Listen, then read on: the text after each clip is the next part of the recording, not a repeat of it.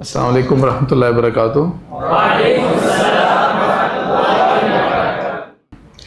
الحمد للہ رب العالمین والصلاۃ والسلام علی رسول اللہ وعلی آلہ وصحبہ اجمعین، اما بعد، فاعوذ باللہ من الشیطان الرجیم، بسم اللہ الرحمن الرحیم، رب اشرح لی صدری ویسر لی امری واحلل عقدۃ من لسانی یفقہوا قولی۔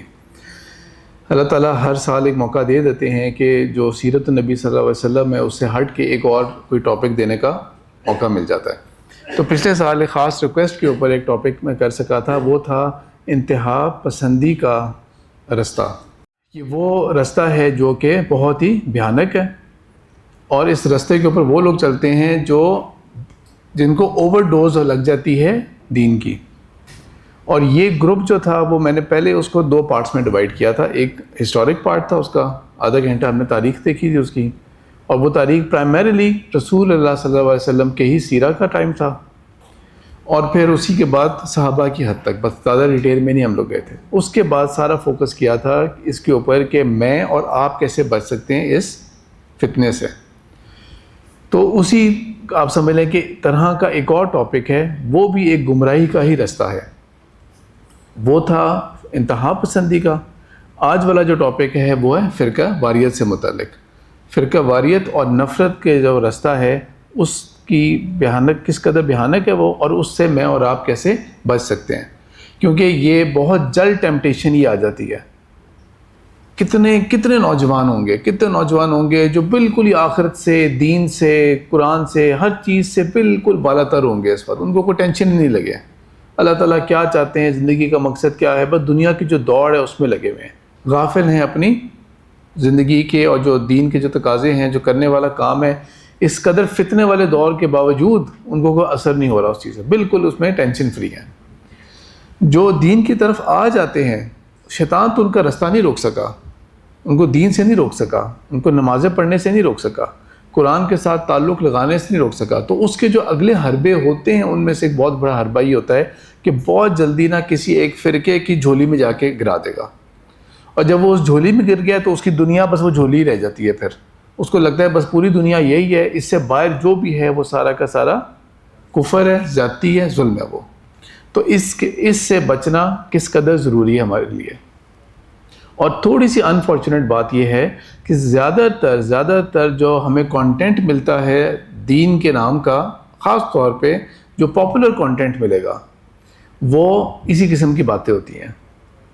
پاپولر اگر آپ نے ہونا ہے تو اگر آپ ساری اچھی باتیں کریں گے تو کون سننا چاہے گا؟ زیادہ فائدہ تب ہوتا ہے جب آپ شو کریں کہ دوسرا کتنا غلط ہے، فلانا کتنا گمراہ ہے، تو وہاں سے آپ کی اپنی دکانداری جو ہوتی ہے وہ بہتر چلتی ہے۔ اللہ کے رسول صلی اللہ علیہ وسلم نے جب اسلام کی روشنی پھیلانی شروع کی، ان لوگوں کے آگے جو بالکل اس حد تک چلے گئے تھے کہ جو سب سے بڑا گناہ ہے شرک کا، اس کی وہ والی شکل اختیار کر لی انہوں نے کہ بت ہیں، تصویریں ہیں، انہی کی عبادت ہو رہی ہے۔ اللہ تعالیٰ کی صفات کو بھی توڑ کے کر دیا کہ نہیں، اللہ تعالیٰ تو انہی کا محتاج ہے، اور ان کے بغیر تو اللہ کا نظام ہی نہیں چل سکتا، لہٰذا اور ہمیں اللہ کی عبادت کرنے کی ضرورت بھی نہیں ہے، ہم عبادت ان کی کریں گے، ان کے ذریعے ہمارا مسئلہ حل ہو رہا ہوگا۔ تو اللہ کے رسول صلی اللہ علیہ وسلم نے کس قدر صبر کے ساتھ، تحمل کے ساتھ ان لوگوں کے ساتھ دعوت تبلیغ کا مرحلہ جو تھا وہ جاری کیا تھا۔ اور جو لوگ اسلام کے رستے پہ آ جایا کرتے تھے، ان کے اندر جو چیز خاص پیدا ہوتی تھی، جو خاص ایک چیز تھی نا، جو دل کے اندر ڈیولپ ہوگی، دل کی کیفیت، جو اچیومنٹ تھی آپ صلی اللہ علیہ وسلم کی خلوص کے ساتھ دعوت کی، وہ تھا کہ دل کے اندر ایک دوسرے کے لیے مودت تھی، رحمت تھی ایک دوسرے کے لیے۔ اللہ تعالیٰ نے قرآن کے اندر سورہ فتح کی جو آخری آیت ہے اس کے اندر فرمایا ہے محمد الرسول اللہ والذین معہ، ان کی کیا خصوصیت کیا ہے، جو رسول اللہ صلی اللہ علیہ وسلم ہے اور ان کے جو ساتھی ہیں، ان کی خصوصیت کیا ہے کہ اشداء علی الکفار، وہ کفار کے مقابلے میں تو ان کمپرومائزنگ ہیں، لیکن رحماء بینہم، ایک دوسرے کے لیے وہ بہت زیادہ رحیم ہیں، رحم کرنے والے ایک دوسرے کے اوپر۔ کیا وہ انسان نہیں تھے؟ ان کے اندر وہ فیلنگز نہیں آتی تھی جو میرے اندر آپ کے اندر آ رہی ہوتی ہے فیلنگ؟ 100% یہ فیلنگ آتی تھی ان کے اندر، غصے کی فیلنگ، ایموشنز ان کے اندر بھی تھی، حسد ان کے اندر بھی تھا، ان کو بھی کوئی ریلیٹیو ان کو بھی برا لگتا تھا، کسی نیبر سے وہ بھی کبھی تنگ آتے تھے، کسی کا کوئی تانا ان کو بھی برا لگتا تھا، کوئی نہ کوئی چیز ان کی تمام میٹرز جو تھے وہ ان کے چل رہے ہوتے تھے، وہ تمام چیزیں جو میرے اور آپ کے ساتھ بھی چل رہی ہوتی ہیں، لیکن انہوں نے اس قدر اپنے آپ کو کنٹرول کیا ہوا تھا کہ ایک دوسرے کے ساتھ ان کی کوالٹی جو ہے وہ یہ ہے کہ وہ رحم کا تعلق کرتے ہیں، درگزر کرتے ہیں ایک دوسرے کو، اس کے اوپر وہ نسلوں کے اندر وہ بغض ایک دوسرے کے ساتھ نہیں بٹھا کے رکھ لیتے، یہ ان کی کوالٹی ہے۔ پھر اس کے بعد مزید اللہ تعالیٰ نے سورہ حجرات کی آیت نمبر 10 کے اندر فرمایا کہ انما المؤمنون اخوہ، مسلمان جو ہیں ایک دوسرے کے ساتھ آپس میں بالکل بھائی ہیں، بالکل بھائی ہیں۔ اچھا، بردرہڈ کے نام کے اوپر نا تاریخ میں بہت سارے فلسفے آئے ہوئے ہیں، بہت سارے فلسفے آئے ہوئے ہیں، لیکن رسول پاک صلی اللہ علیہ وسلم نے وہ سوسائٹی بنا کے دکھائی تھی جس کے اندر حقیقت کے اندر یہ کہاں ممکن ہے کہ کس طرح سے وہ لوگ جو ایک دوسرے کو برداشت نہیں کر رہے تھے۔ میں کس کی بات کر رہا ہوں؟ میں بات کر رہا ہوں یثرب کی۔ آپ صلی اللہ علیہ وسلم کی آمد سے پہلے ان کا کیا حال ہو چکا تھا، جو اللہ تعالیٰ نے سورہ آل عمران کے اندر فرمایا ہے کہ ان کا کیا حال ہو چکا تھا، وَاذْكُرُوا نِعْمَتَ اللَّهِ عَلَيْكُمْ اِذْ كُنْتُمْ أَعْدَاءً، اس وقت کو یاد کرو جو تم لوگوں کے پکے دشمن تھے، تم لوگ ایک دوسرے کے، ہر وقت سول وار، قتل و غارت، اس قبیلے نے اس کو مروا دیا، یہ کر دیا، ایک دوسرے کے گلے پکڑے ہوئے تھے تم نے۔ اس نعمت کو یاد کرو، اللہ تعالیٰ نے تمہارے اوپر کیا کیا تھا، فَأَلَّفَ بَيْنَ قُلُوبِكُمْ فَأَصْبَحْتُمْ بِنِعْمَتِهِ إِخْوَانًا، تو اللہ تعالیٰ نے نہ کہ صرف تم لوگوں کے آپس میں دل جوڑ دیے، بلکہ کیا کیا، جو دور سے آئے تھے مکہ والے، ان کو کس طرح سے یہ انصار بن کے ان کو ویلکم کیا تھا۔ ان کی بھی تو انوائنگ حرکتیں ہوتی ہوں گی نا، کوئی نہ کوئی گھر میں کچھ ایسا مہمان زیادہ گزر جائیں تو آپ کو بھی فیل ہونا شروع ہو جاتا ہے کہ یار کیا گھر کی پرائیویسی ہے ہماری، اور یہ دیکھو لائٹیں آن کر کے چھوڑ کے چلے گئے ہیں، دیکھو انہوں نے فلانے کا خیال نہیں کیا، وہ دیکھو پتہ نہیں کتنی دیر واش روم میں لگائی، ٹینکی خالی کر دی انہوں نے، اور یہ ہو گیا وہ ہو گیا۔ یہ تمام چیزیں چلتی ہیں نا، تمام چیزیں چلتی ہیں، رائٹ؟ یا وہ دیکھو کتنی روٹیاں کھا گئے، وہ مرغی پکائی تھی ساری بوٹیاں وہی کھا گئے ہیں۔ تو یہ تمام چیزیں تھیں، انہوں نے بالکل اہرے غیرے لوگ تھے، وہ جو مکہ والے آئے تھے وہ ان کے لیے اہرے غیرے لوگ تھے بالکل، اور ان کو کس طرح سے آپ صلی اللہ علیہ وسلم کے صرف کہنے کے اوپر کہ تمہارا یہ بھائی ہوگا، تمہارا یہ بھائی ہوگا، اور کس طرح سے انہوں نے ایک دوسرے کو آفر کر دیا۔ یہ اللہ تعالیٰ گنوا رہے ہیں کہ یہ اللہ تعالیٰ کا خاص رحمت تھی۔ آپ کو یہ نظر آتا ہے کہ کلیشز ہوا کرتے تھے ان کے درمیان میں آپس میں مس انڈرسٹینڈنگز ہوتی تھیں، لیکن بڑی بات کیا ہے، عفو اور درگزر کا معاملہ، معاف کر دینا، چھوڑ دینا اس بات کو، تذکرہ نہ کرنا، اور اصلاح بھی کر لینا اپنی۔ تو یہ صورتحال تھی۔ اللہ کے رسول صلی اللہ علیہ وسلم کی ایک حدیث ہے جو میں آپ کو صحیح مسلم کی کتاب الفتن میں ہے، وہ ہے کہ آپ صلی اللہ علیہ وسلم تشریف لا رہے تھے۔ عالیہ کا مقام جو تھا مکہ کے اندر، حدیث کے اندر مدینہ میں جو آتا ہے نا، وہ آتا ہے کہ اگر ہم نے جیسا میپ دیکھا تھا شروع کی کسی کلاس کے اندر، میں نے آپ کو جب وہ دکھائی تھی تصویر دکھائی تھی، اس کے اندر جو ساؤتھ والا پارٹ تھا نا وہ فزیکلی ایلیویٹڈ تھا، یعنی کہ اونچی جگہ تھی۔ ساؤتھ کا جو مدینہ کا پارٹ تھا یثرب کا، اس کو عالیہ بولتے ہیں۔ حدیث میں جب بھی اس کا ذکر آئے گا نا تو عالیہ اسے بولتے ہیں۔ عالیہ کے مقام سے آپ صلی اللہ علیہ وسلم واپس آ رہے تھے تو اوس و خزرج کے قبائل میں وہاں کے پاس سے گزرے تو آپ صلی اللہ علیہ وسلم ان کی مسجد میں 2 رکعت نماز پڑھی، اور صحابہ جو تھے انہوں نے کہا کہ ہم نے بھی آپ صلی اللہ علیہ وسلم کے ساتھ پھر 2 رکعت نماز ادا کی، اور آپ صلی اللہ علیہ وسلم نے بہت لمبی دعا مانگی، اور اس کے بعد آپ صلی اللہ علیہ وسلم ہماری طرف متوجہ ہوئے اور انہوں نے کہا کہ میں نے اللہ تعالیٰ سے 3 دعائیں مانگی ہیں، میری امت کو کبھی بھی کوئی قہر سالی کسی عذاب کے ذریعے ہلاک نہ کر دینا، فیمن کے ذریعے، خوش سالی، اس کے ذریعے میری امت کو کبھی اللہ تعالیٰ ہلاک نہ کرنا۔ اللہ تعالیٰ نے میری یہ دعا قبول کر لی۔ اللہ تعالیٰ میری امت کو کبھی غرق نہ کرنا، بحیثیت مجموعی، اللہ تعالیٰ نے وہ والی دعا بھی قبول کر لی۔ یہ دعائیں کیوں مانگی جا رہی ہوں گی؟ ایک خوش سالی کا عذاب اور غرق ہونے کا عذاب نافرمانوں کے اوپر آنا چاہیے نا، رائٹ؟ تو اس کا کیا مطلب ہے کہ میری امت کے اندر ڈیویشنز پیدا ہوں گے، لیکن میں نے اللہ تعالیٰ سے دعا کیا کی کہ اللہ ان کو اس 2 عذاب کے ذریعے تباہ نہ کر دینا، اور اللہ نے میری دونوں دعائیں قبول کر لیں۔ میں نے اللہ سے تیسری دعا مانگی، میری امت جو ہے اس کے اندر آپس میں ایک دوسرے کے ساتھ جو بغض ہے اور نفرت ہے اللہ تعالیٰ، اور جو ایک دوسرے کے ساتھ جو اپوزیشن انیمیٹی ہے اللہ تعالیٰ اس کو بچانا، آپس میں تقسیم نہ ہو جائے، آپس میں یہ اے گروپ بی گروپ اس میں نہ چلے جائیں۔ اور آپ سے فرمایا اللہ نے یہ دعا میری روک دی، اس دعا کو اللہ تعالیٰ نے روک دیا، اس کو قبول نہیں کیا. یہ اللہ کے رسول صلی اللہ علیہ وسلم خود بتا رہے ہیں. تو اس سے یہ بھی پتہ لگتا ہے کہ آپ صلی اللہ علیہ وسلم کو تیسری فکر جو تھی وہ یہ بھی تھی کہ میری امت جو ہے نا وہ یونٹی میں رہے، ایک گروپ رہے. اور اللہ تعالیٰ نے یہ والی جو دعا تھی یہ قبول نہیں کی، اور آپ صلی اللہ علیہ وسلم نے یہ اپنا فیئر اور یہ جو فیلنگ ہے یہ شیئر بھی کر دی. جب آپ صلی اللہ علیہ وسلم کا آخری سال تھا اور بالکل جب وہ بیماری کا سٹیج شروع ہو گئی جس کو ہم نے ڈسکس کیا تھا، ہم نے اس کو پڑھا تھا، جو رسول پاک صلی اللہ علیہ وسلم کی آخری جمعرات تھی جو اس دن کا واقعہ ہے. اور یہ واقعہ یہ جو حدیث ہے یہ صحیح بخاری کی ہے، اور اس کے راوی جو ہیں وہ ابن عباس ہیں رضی اللہ تعالیٰ عنہ. وہ بیان کرتے ہیں اس بات کو کہ آپ صلی اللہ علیہ وسلم کی طبیعت بہت خراب تھی.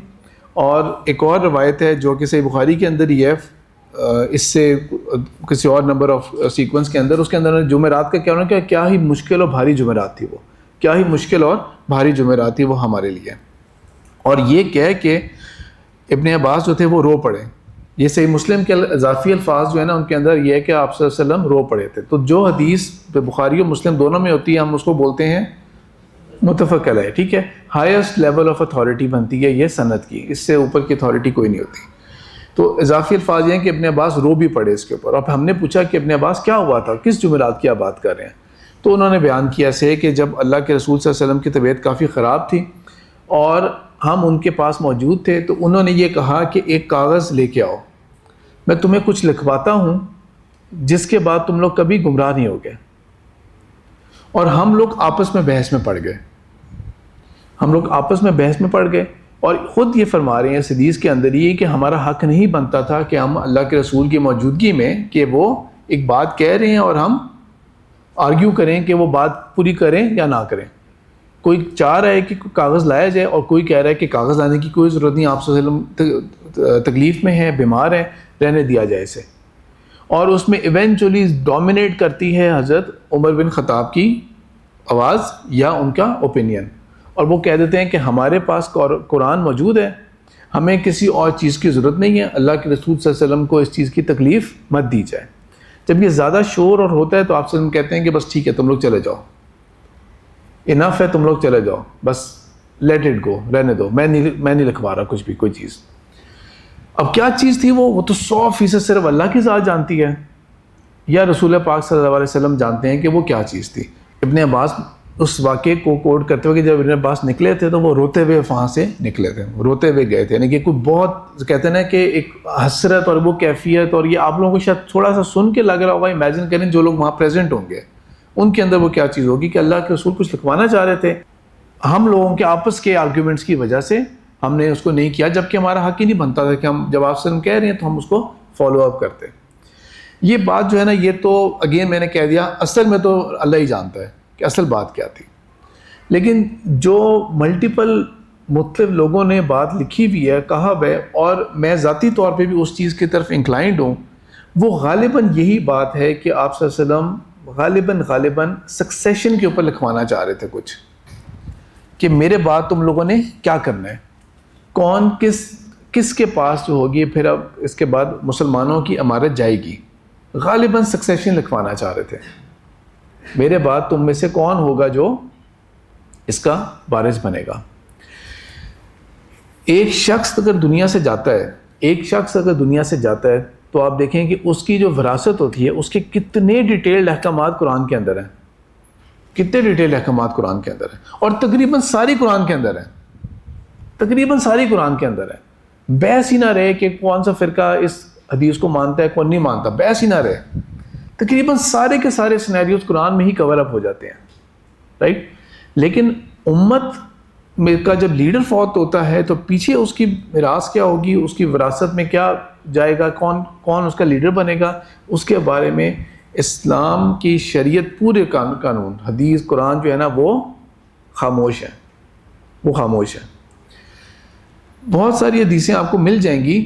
تو کچھ حدیث ضرور ہیں ایسی جن کے اندر یہ لکھا ہوا ہے جس سے بہت ایز اف لگتا ہے کہ مسئلہ ہی کوئی نہیں تھا، بہت کلیئر تھی کہ آپ صلی اللہ علیہ وسلم کے بعد ابو بکر نے بننا تھا، پھر اس کے بعد حضرت عمر نے بننا تھا، اس کے بعد عثمان نے بننا تھا. لیکن انفارچونیٹلی مجھے نہیں لگتا کہ یہ بات کوئی بھی پاپولر بات ہوگی یہ بات کہیں سے بھی کوئی پاپولر ہوگی. اگر یہ ہوئی ہوتی تو صحابہ کا کوئی اختلاف ہی نہیں ہونا چاہیے تھا آپس میں. ٹھیک ہے, صحابہ کا کبھی کوئی اختلاف نہیں ہونا چاہیے تھا اس بارے میں, اگر یہ بات ایسی ہی ہوتی. ٹھیک ہے, اگر یہ بات ایسی ہوتی. عباس رضی اللہ تعالیٰ عنہ اور علی رضی اللہ تعالیٰ عنہ کا ایک واقعہ ملتا ہے ہمیں سیرہ کے اندر کہ جب وہ جا رہے تھے آپ صلی اللہ علیہ وسلم کو عائشہ رضی اللہ تعالیٰ کے کمرے میں چھوڑ کے جا رہے تھے, تو حضرت عباس نے علی رضی اللہ تعالیٰ سے کہا تھا کہ یہ بہتر موقع ہے کہ ہم ان سے بات کر کے دیکھیں کہ کیا بعد میں ہمارے پاس کوئی اس میں حصہ ہے ہمارے لیے. ہم اہل بیت جو ہیں ان کے لیے کوئی حصہ ہے. اہل بیت کون ہوتے ہیں؟ آپ صلی اللہ علیہ وسلم کے گھر والے, فیملی. ٹھیک ہے, اچھا یہ ٹرم جو ہے نا یہ انفارچونیٹلی کیونکہ یہ فرقہ واریت کی نظر ہو گئی ہے نا, تو اس سے ریلیٹڈ جتنی بھی احادیث ہوتی ہے نا وہ زیادہ تر ہم ان کو سائڈ لائن کر دیتے ہیں, اگنور کر دیتے ہیں. ان کی فضیلت سے متعلق جتنی بھی احادیث ہوگی نا اور ان کا مقام سے متعلق ہم زیادہ تر ان کو اگنور کر دیتے ہیں. اہل بیت کے ٹرم آ گئی یہاں پہ, لیکن اہل بیت بھی ایک ایسی ٹرم ہے کہ جو کہ بہت ویل ڈیفائنڈ نہیں ہے. کیونکہ فیملی کی کوئی لمٹ کیا ہوتی ہے؟ فیملی کی لمٹ کیا ہوتی ہے؟ بندہ کہ فار ایگزامپل ایک بندہ میرڈ ہے, ٹھیک ہے, تو اس کی فیملی کیا ہے؟ اس کی بیوی, اس کے بچے. اچھا تھوڑا سا اور ایکسپینڈ کریں, فیملی میں اور کون ہونا چاہیے؟ پیرنٹس. اور ایکسپینڈ کریں, بہن بھائی بھی تو ہو سکتے ہیں. ٹھیک ہے, اچھا بہن بھائی اگر میرڈ ہیں تو اس کے آگے جو مزید وہاں سے جو اولاد ہوتی ہے وہ بھی تو آپ کی فیملی ہے نا ایک طرح کی, رائٹ. اچھا کہاں پہ جا کے روکیں ہم کہاں پہ جا کے اس کو روکیں؟ اچھا اب آپ کے دوسری سائڈ کے اوپر جو آپ کی والدہ ہے ان کی سائڈ سے جو آپ کی خالہ اور پھر ان کے آگے اولاد اور ان کی جو فیملی یا آپ کے ماموں ہو گئے, کہاں جا کے روکیں اسے؟ بات سمجھ لگ رہی ہے نا آپ کو؟ اس کی کوئی باؤنڈری نہیں بنتی, اہل بیت کی نا کوئی باؤنڈری نہیں بن پاتی کہ اس کو کہاں پہ جا کے روکنے ہیں, کہاں پہ جا کے ہم کہنے ہیں کہ بس اس سے زیادہ نہیں. ورنہ کہنے کو تو آپ کے ابو کی کوئی کزن تھے, ان کے آگے فردر کوئی اور تھا, گھوم پھر کے وہ بھی آپ کی فیملی بنتی ہے, تو کہاں پہ جا کے اس کو روکنا ہے ہم نے. لیکن اینی وے واپس آئیں واقعے کی طرف. تو عباس رضی اللہ تعالیٰ عنہ نے حضرت علی سے کہا کہ یہ ایک موقع ہے ہمارے پاس کہ ہم آپ صلی اللہ علیہ وسلم کے پاس جا کے پرائیویٹلی اور پرسنلی جا کے ہم یہ سوال پوچھ سکتے ہیں کہ کیا اللہ کے رسول کیا ہمارے لیے اس میں کچھ ہے یا نہیں ہے. اگر ہے تو ہمیں پتہ ہو, سب کو پتہ ہو بات یہ والا, اور ہم پھر اس حق کے لیے دعویٰ بھی کریں. اور اگر ہمارے لیے نہیں ہے اس میں سے کوئی چیز تو ہم کم از کم یہ چاہیں کہ ہمارے ساتھ ایک اہل بیت کا جو سلوک ہے وہ اچھا کیا جائے. ہم اتنی بات کر لیں. لیکن علی رضی اللہ تعالیٰ عنہ اس بات کے حق میں نہیں ہوتے. علی رضی اللہ تعالیٰ عنہ پرائمری ریزن یہ ہو سکتا ہے کہ آپ خود سوچیں کہ آپ کا کوئی ریلیٹیو اگر بیماری کی حالت میں ہو تو آپ کو اس وقت اچھا لگے گا کہ مجھے بتا دیں کہ وہ فلانا پلاٹ کدھر جائے گا, یہ کیا ہوگا. وہ کہیں گے بس اگر نصیب میں ہوا تو ٹھیک ہوگا, لیکن یہ میں نہیں پوچھتا جا کے یہ بات. علی رضی اللہ تعالیٰ عنہ اس کو نہیں پوچھتے آپ کو. لیکن اس واقعے سے بات پتہ کیا لگتی ہے کہ کلیئرٹی نہیں تھی کہ کون نیکسٹ بنے گا, کلیئرٹی نہیں تھی. اور وہ امید بھی کر رہے تھے, عباس رضی اللہ تعالیٰ عنہ بھی امید کر رہے تھے, علی رضی اللہ تعالیٰ عنہ یہ تو نہیں کہا تھا کہ میں تو حقدار ہی نہیں اس کا, وہ بھی امید کر رہے تھے اس چیز کی. لیکن بات کریں گے کہ بھی کہاں جا کے, وہ عائشہ رضی اللہ تعالیٰ عنہ کا حجرہ ہے. عائشہ رضی اللہ تعالیٰ عنہ جو ہیں وہ بھی تو ان کے والد ابو بکر رضی اللہ تعالیٰ عنہ ہیں, رائٹ. تو جو بہت ڈائریکٹ کلوز فیملی ہے وہ بھی تو کتنی زیادہ انٹر ریلیٹڈ ہے, وہ بھی کتنی انٹر ریلیٹڈ ہے. یہ بات رہتی ہے راز, بالکل راز رہتی ہے. اللہ کے رسول صلی اللہ علیہ وسلم کا وصال ہو جاتا ہے, وہ دنیا سے چلے جاتے ہیں, اور امت کے اوپر وہ غم کا پہاڑ کہ میں نے آپ کو شاید آپ لوگوں کو بتایا ہوگا یہ واقعہ کہ حضرت عمر بن خطاب جیسا بندہ, یعنی کہ آپ صرف یہ سوچیں کہ خدا نخواستہ آپ کے گھر میں بہت قریبی بندے کی ڈیتھ ہوتی ہے اور بہت کلوز بندہ جو ہے نا وہ کھڑا ہو جائے کہ میں نے جان سے مار دینا جس نے کہا کہ یہ مر گیا ہے. آپ لوگ کیا سوچیں گے اس بندے کے بارے میں کہ یار بہت ہی کوئی اوور کم ہو گیا ایموشن سے کہ اس طرح کی باتیں کر رہا ہے. سینسز میں نہیں ہے لیکن کوئی اوور کم ہو گیا ایموشنز میں بہت زیادہ. یہی سمجھیں گے نا ہم لوگ, یہی سمجھیں گے بات.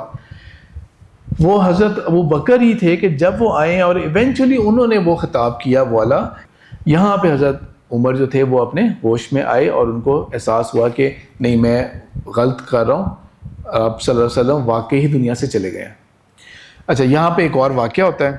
جو اہل بیت تھے they were primarily engaged in funeral arrangements. دوسری طرف حضرت ابو بکر کو اور حضرت عمر کو خبر ملتی ہے کہ انصار جو ہیں وہ سعد بن عبادہ رضی اللہ تعالیٰ عنہ کے گھر میں جمع ہو چکے ہیں۔ سعد بن عبادہ رضی اللہ تعالیٰ عنہ جو ہیں یہ خزرج کے سرداروں میں سے تھے، ان کی فضیلت میں بہت بات کی گئی ہے۔ ان کا جو گھر اور باغ تھا جہاں پر یہ میٹنگ ہو رہی تھی نا، وہ باغ ابھی بھی محفوظ ہے، وہ باغ ابھی بھی محفوظ ہے۔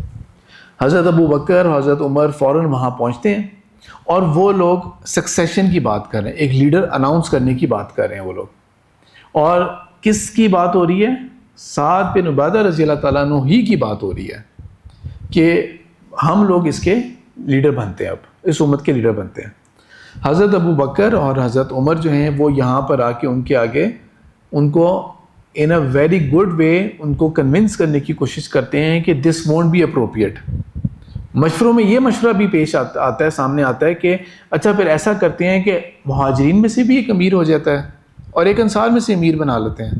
اس کو بھی انہوں نے کنونس کیا کہ یہ بھی اپروپریٹ بات نہیں ہے کہ ہم دو امیر بنا لیں، وہ تو پھر ایک کلیش ہی رہے گا آپس میں۔ اس سے بھی واضح ہوتا ہے اس واقعے سے بھی کہ کلیئرٹی کے ساتھ، بہت کلیئرٹی کے ساتھ، کہ اس کا مطلب یہ ہے کہ وہ کوئی سکسیشن کے بارے میں کسی کو کچھ نہیں پتا تھا کہ کون نیکسٹ ہوگا۔ بہرحال ڈے لانگ آرگیومنٹس کے بعد جا کے ایونچولی کیا ہوتا ہے کہ حضرت عمر آگے بڑھ کے حضرت ابو بکر کے ہاتھ کے اوپر بیعت کر لیتے ہیں۔ اور جب وہ بیعت کر لی، اور یہ تھوڑا سا ہیسٹی کام تھا، اور اس کی گواہی خود حضرت عمر نے دی ہوئی ہے کہ یہ ہم مجبور تھے کہ ہم اس حال میں کرتے، کیونکہ اگر لیڈر اناؤنس کر چکے ہوتے نا کہ یہ لیڈر اناؤنس ہے، پھر کیا حال ہوتا؟ پھر تو نہیں بحث کر سکتے نا آپ، پھر تو لڑائی پیدا کرنے والی بات ہے۔ تو جب انہوں نے بیعت کر لی آگے بڑھ کے، اور حضرت ابو بکر نے یہ نہیں کہا کہ نہیں مجھے کیوں کر رہے ہو، حضرت ابو بکر اس کا مطلب کیا ہے کہ وہ ریڈی تھے کہ اگر مجھے بناتے ہو تو میں ریڈی ہوں اس کے لیے، اور بیعت ہوتی ہے۔ اس کی خبر جب ایونچولی پہنچتی ہے باقی صحابہ کو بھی، تو اکارڈنگلی ان میں سے بہت تھے جو فیل کرتے ہیں کہ اچھا ہمیں تو پتہ بھی نہیں لگا کہ یہ سینیریو کریٹ ہوا ہے۔ ٹھیک ہے، یہ بالکل ہسٹورک کلیئر بات ہے، اس میں کوئی اختلافی بات نہیں ہے، یہ سب کچھ ایسے ہی ہوئے ہیں واقعات، ہمیں تو پتہ بھی نہیں کہ ایسی کوئی خبر ہوئی ہے۔ تو اس کے اندر ملٹیپل ریاکشنز تھے، کچھ لوگوں نے کوئی خاص اس کے اندر نہیں کیا، بہت خوش ہوئے اور بیعت کی۔ ان میں سے علی رضی اللہ تعالیٰ عنہ جو تھے، ان کے اینڈ کے اوپر یہ بات تھی کہ انہوں نے اس بات کی ناراضگی دکھائی تھی۔ انہوں نے یہ نہیں ناراضگی دکھائی تھی کہ حضرت ابو بکر کو میں تسلیم نہیں کرتا، ان کو یہ بات ضرور تھی کہ اتنا بڑا واقعہ اور ذکر تک نہیں ہوا، مشورہ تک نہیں کیا گیا، ایکسکلوڈ کر لیا گیا بالکل ہی، یہ کیسے ہو سکتا ہے؟ اور یہ بالکل ہیومن فیلنگز ہیں۔ آپ کسی آفس میں جاب کریں، کام کریں، اور آپ 5-6 ان لوگوں میں سے ہیں جو پورے ادارے کو لے کے چل رہے ہیں، اور آپ اگلے دن آئیں اور پتہ لگے کہ ایک میسو چینج ہو گیا ہے۔ ہاں آپ تو کل تھے نہیں، سوری ہم آپ کو کال نہیں کر سکے، لیکن کل ہم نے سب نے مل کے یہ فیصلہ کیا ہے کہ ہم آپ کا ڈپارٹمنٹ چینج کر کے ادھر بھیج رہے ہیں، فلانے کو آپ کی جگہ لا رہے ہیں، اور یا یہ کہ ہم فلانے کو اپنا ہیڈ بنا رہے ہیں۔ کوئی بہت میسو چینجز ہو جائیں، آپ کو کیا فیلنگ آئے گی؟ یار میں کہاں چلا گیا تھا، مجھ سے رابطہ تو آپ کر لیتے نا، پوچھ تو لیتے آپ مجھ سے۔ ٹھیک ہے، یہ واقعات بالکل ہماری اپنی کتابوں کے اندر موجود ہیں، صحیح بخاری کے اندر بھی یہ واقعات موجود ہیں۔ باغ فدق تھا، فدق باغ کون سا تھا؟ سیرہ میں پڑھا تھا ہم نے، خیبر جب خیبر فتح ہوا تھا تو اسی دوران آپ صلی اللہ علیہ وسلم نے ایک مسلمانوں کا لشکر بھیجا تھا جہاں پہ یہودیوں کی دوسری آبادی تھی، انہوں نے بغیر لڑے سرنڈر کر لیا تھا۔ تو وہ جو باغ تھا وہ بھی ایک ریزن آف تھوڑا سا اختلاف بنا تھا۔ فاطمہ رضی اللہ تعالیٰ عنہ جو تھیں وہ اس بات کے اوپر پر امید تھیں کہ یہ باغ ہمیں وراثت میں ملے گا، کیونکہ وہ جنگ سے فتح نہیں ہوا تھا، وہ انہوں نے آپ صلی اللہ علیہ وسلم کو دے دیا تھا، تو یہ ہمارے اس میں آئے گا۔ اور حضرت ابو بکر نے کہا تھا کہ نہیں، میں یہ بات جانتا ہوں کہ آپ صلی اللہ علیہ وسلم نے یہ بات فرمائی تھی کہ جب نبی فوت ہوتے ہیں، رسول فوت ہوتے ہیں، تو ان کی وراثت اس طرح تقسیم نہیں ہوگی، وہ وراثت میں کچھ نہیں چھوڑ کے جاتے۔ بہرحال ایونچولی یہ ہوتا ہے کہ جب فاطمہ رضی اللہ تعالیٰ عنہ فوت ہوتی ہیں تو وہ فوت ہونے کی کتنی بڑی خبر ہونی چاہیے تھی۔ آپ صلی اللہ علیہ وسلم کی صرف ایک اولاد رہ گئی تھی، آپ صلی اللہ علیہ وسلم کی صرف ایک اولاد رہ گئی تھی، باقی سب آپ صلی اللہ حیات طیبہ میں ہی فوت ہوئے تھے، صرف ایک بیٹی رہ گئی تھی، اور وہ جب فوت ہوتی ہیں تو آپ کے لیے، آپ کے خیال میں امت کے لیے کتنی بڑی خبر ہونی چاہیے تھی، لیکن ان کو سیکریٹلی جنت البقیع میں دفنا دیا گیا تھا اور نہیں دعوت دی گئی تھی. حضرت ابوبکر اور ان کو بھی دعوت نہیں دی گئی تھی. اس کے بعد جا کے حضرت علی ان کے پاس جاتے ہیں، حضرت ابوبکر کے پاس، پھر ایونچولی چاہتے ہیں، اور 6 ماہ کے بعد جا کے نا پبلکلی بیعت کرتے ہیں، پبلکلی بیعت کرتے ہیں. یہ حقیقت ہے کہ امت کا ایک بہت بڑا گروپ اس وقت صحابہ، یعنی کہ صحابہ کی بات ہو رہی ہے، بہت بڑا گروپ امت کا صحابہ جو تھے وہ اس بات کے اوپر حضرت علی کے اوپینین کے ساتھ تھے. جو حضرت علی جس بات کے اوپر تھوڑے اپسیٹ اور ناراض تھے وہ ان کے ساتھ تھے. اور حضرت علی پھر جا کے پبلکلی کیوں کرتے ہیں؟ تاکہ جو ہمارا آپس میں تھا نا وہ ڈائی ڈاؤن ہو جائے. سچ میں تھا، لیکن جو ہمارا آپس میں اختلاف تھا وہ ختم ہو جائے، ڈائی ڈاؤن ہو جائے، اوور ہو جائے. وہ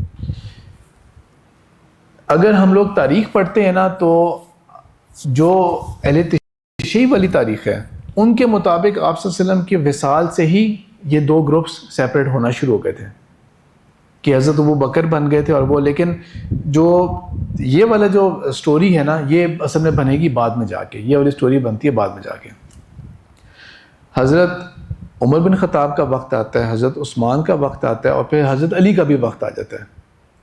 حضرت علی کا وقت جب آتا ہے، اور اس کے بعد آپ کو وہ جو پچھلے سال والا ٹاپک تھا نا اس کے اندر حضرت علی کا بہت ذکر تھا، کیونکہ خوارج کے ساتھ جو اصل میں جہاد اور قتال کیا تھا وہ حضرت علی رضی اللہ تعالیٰ نے امیر المومنین نے ہی کیا تھا، اور اسی کے ہی بندے نے حضرت علی کے اوپر وہ وار بھی کیا تھا جس سے وہ شہید ہو گئے تھے.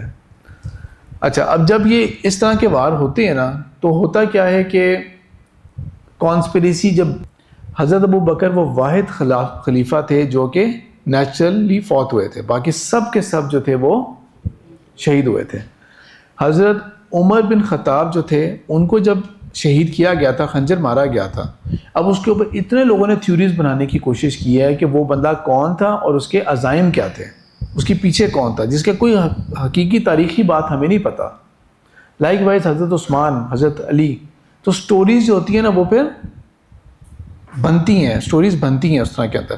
انفارچونیٹلی جو ایک صرف اور صرف ایک سکسیشن کی بات تھی، جو صرف اور صرف سکسیشن کی بات تھی نا، وہ تھوڑی سی 1-2 گروپس کے اندر بات پریویل کرتی رہی تھی، 2 رائے جو تھیں وہ پریویل کرتی رہی تھیں.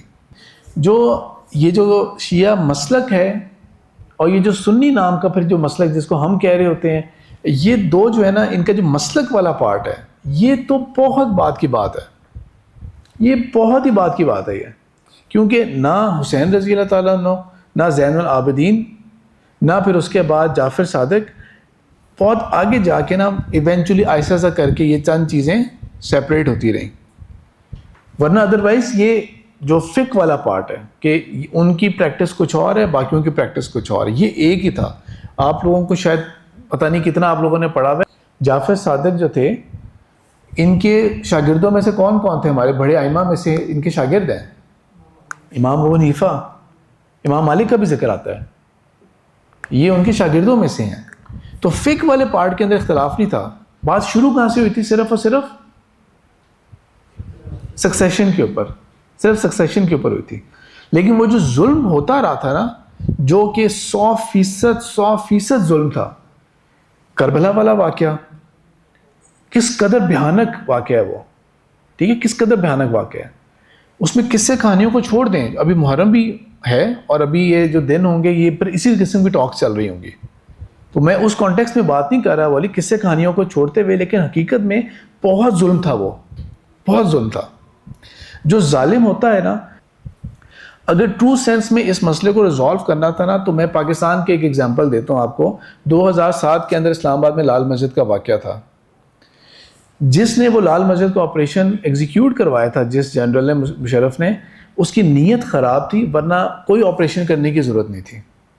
آپ جو پورا جو ویسینٹی ہے آپ اس کے باہر اناؤنسمنٹ کر کے بیٹھ جائیں، کوئی ہم فائر نہیں کریں گے، کوئی گولی نہیں چلائیں گے، ہمارا آپ سے کوئی اختلاف نہیں ہے، آپ آ کے اپنے مسئلے حل کریں، ہم سے بات چیت کرتے ہیں. ان لوگوں نے کیا کر لینا تھا؟ آپ ان کا پانی مت بند کریں، ان کی بجلی مت بند کریں، انہوں نے کیا کر لینا تھا؟